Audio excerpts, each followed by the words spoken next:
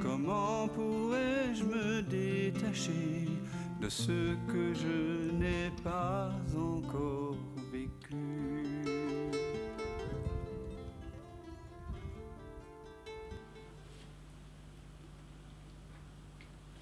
Le satsang, c'est une réunion autour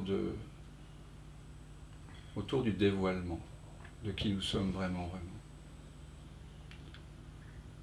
Au cœur du satsang, on se rassemble comme ça en amitié pour redécouvrir ce que la plupart d'entre nous avons, tout le monde, nous tous, nous avons négligé une partie ou une grande partie de notre vie, et que la plupart des humains présents sur cette terre négligent encore la reconnaissance de notre vraie nature. Et qu'est-ce que c'est beau de pouvoir communier autour de ce thème atemporel.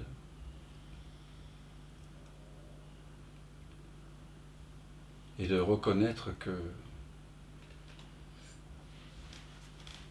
avant toutes les pensées, avant toutes les perceptions, il y a en chacun de nous une présence consciente. Cette simple évidence d'être.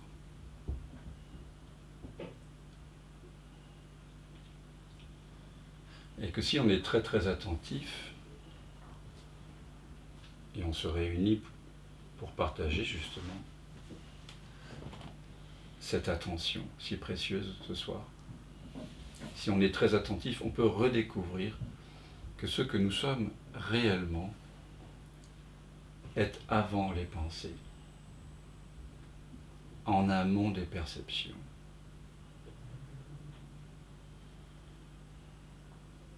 Ce à quoi le satsang nous invite, c'est de redécouvrir en nous ce qui ne change pas. Nos états émotionnels changent. Ce matin, chacun d'entre nous étions peut-être dans un état émotionnel différent. Le mois dernier, sûrement. Un état de santé, peut-être différent.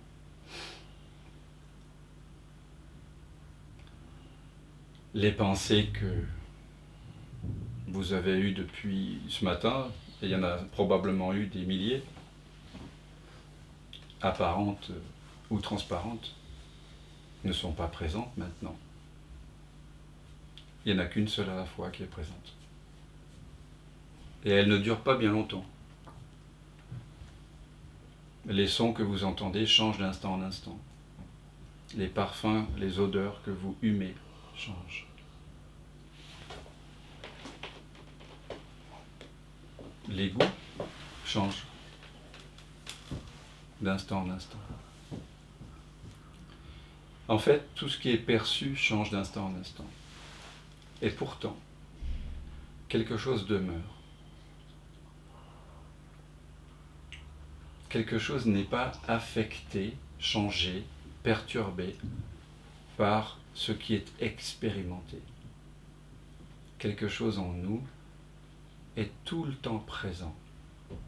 Et aussi incroyable que vrai, nous n'y prêtons presque jamais attention, c'est incroyable, non?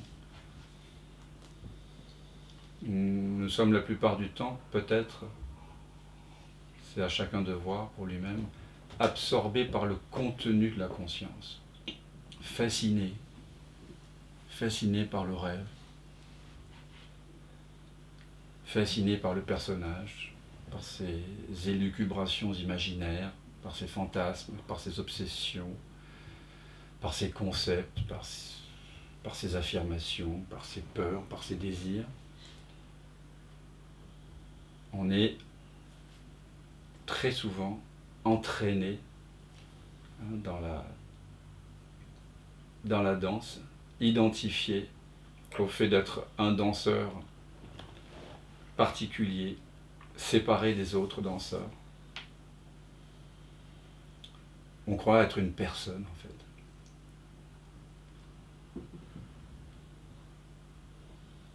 Une personne, c'est quoi? en fait, quand on regarde bien. C'est la façon dont on apparaît aux autres. C'est notre image publique, c'est notre, on pourrait dire entre guillemets, troisième personne, c'est ce qu'on donne à voir de nous, et c'est ce qu'on connaît aussi de nous en relation avec les sensations, avec les pensées, qui sont sans cesse changeantes. Donc cette personne que l'on croit être, c'est en fait un ramassis de pensées, de préférences, de caractères, d'histoires.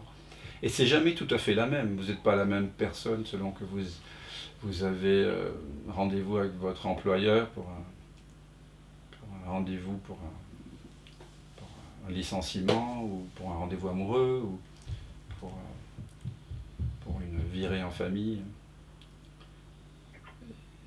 Donc cette personne, en fait, n'est qu'un masque. Et d'ailleurs, étymologiquement, personne signifie masque. Mais ce masque, c'est-à-dire cet ensemble de pensées, de prédilections, de préférences, de goûts, de caractères, d'histoire, tout ça apparaît dans une conscience. Et qui c'est qui est conscient sinon vous? Vous êtes conscient. Est-ce qu'une pensée est consciente? Est-ce qu'une pensée... Bien sûr, la pensée dit « oui, je suis consciente, peut-être ». Mais le fait d'entendre une voix intérieure ou avoir une visualisation de la phrase « oui, je suis conscient » ne signifie pas que cette phrase ou ce son ou cet ensemble de sons est en elle-même consciente. Voyez ? C'est là où on se fait avoir, c'est que cette voix qui parle en permanence nous donne l'impression qu'elle est vivante. Comme quand on va au cinéma et qu'on regarde un film. Bien sûr, ils ont l'air de se mouvoir, il y a des perspectives, il y a un scénario. Mais ça a l'air vrai tout simplement parce qu'on les regarde projeter 24 images par seconde. Si vous descendez à 18 images, ou à 12 images, ou à 5 images par seconde, vous ne pourrez pas vous identifier à ce film. Vous sortirez très vite de la salle. Ça vous ennuierait. Pourtant, nous, on est la plupart du temps fascinés par les pensées, parce que elles se déroulent un peu comme au cinéma, 24 images par seconde. C'est bien fait, ce cinéma intérieur. Mais là, aujourd'hui, ce que nous partageons, là, ce soir, tous ensemble, c'est que nous ne sommes pas le film des pensées, des sensations, des perceptions. Ce que je suis, ultimement, c'est l'écran qui est conscient de tout ça. Une sensation n'est pas consciente. Un son n'est pas conscient. Une couleur n'est pas consciente. Mais je suis conscient. Ça, oui. Et cette conscience, elle est présente tout le temps. Même quand on l'oublie. Même quand la mémoire nous dit qu'on n'est pas tout le temps présent, ou pas assez présent, ou qu'on pourrait être plus présent qu'on ne l'est déjà, cette pensée et cette sensation peut-être qui arrive avec cette pensée, si la pensée est crue, tout ça, ça se déroule, ça se déploie dans une présence omniprésente. Vraiment ça, il faut le voir. Oui. Olivier, qui est avec nous, il baille, mais parce que on a fini tard hier soir. On avait un petit satsang sur ici maintenant. Et on est rentré tard. Mais la fatigue, elle apparaît aussi dans cette présence. Et le goût du thé. Et les éternuements. Est-ce que quelque chose pourrait apparaître en dehors de cette présence ?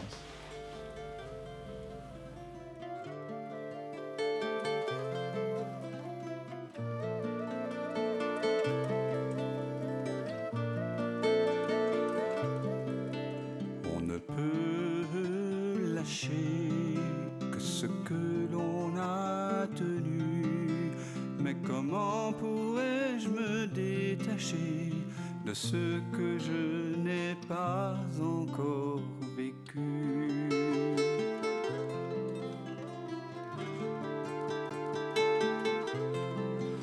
Peux-tu fuir ce qui te trouve et couper le fil ténu de ce pressentiment qui t'éprouve au cœur de cette absence reconnue?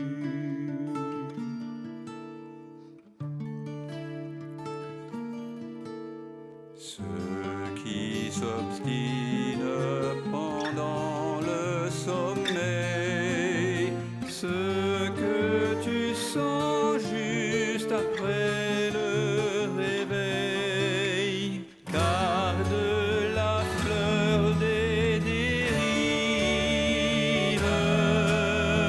à la saveur d'autres rives, à la candeur de l'éveil. Ce qui te rêve t'arrive.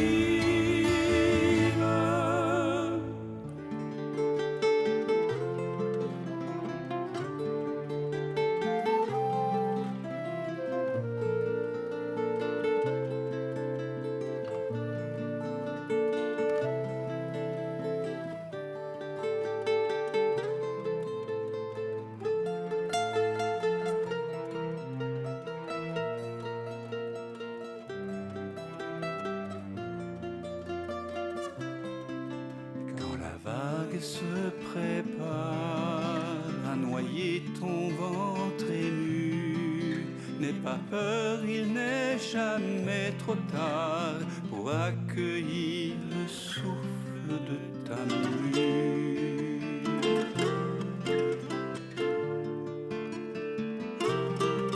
Le passé n'existe pas quand le cœur est mis à nu. En quittant le vu pour vraiment voir, tu cueilles en toi ce monde entreaperçu.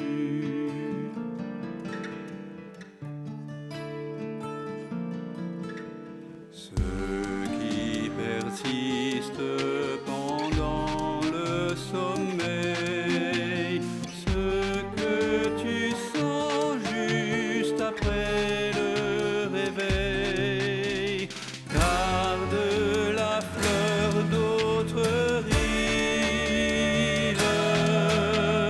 et la beauté des dérives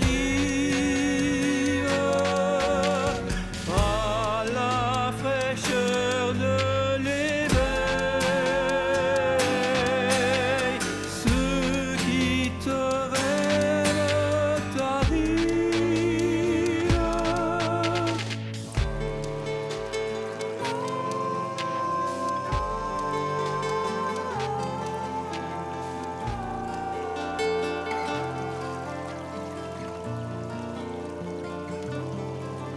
On ne peut lâcher que ce que l'on a tenu.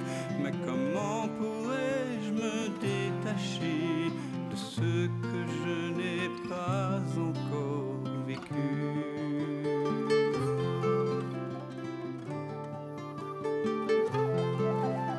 Pour renouer avec ce fil ténu qui nous relie, cet inconnu, ce lien subtil, ce fil de vie jamais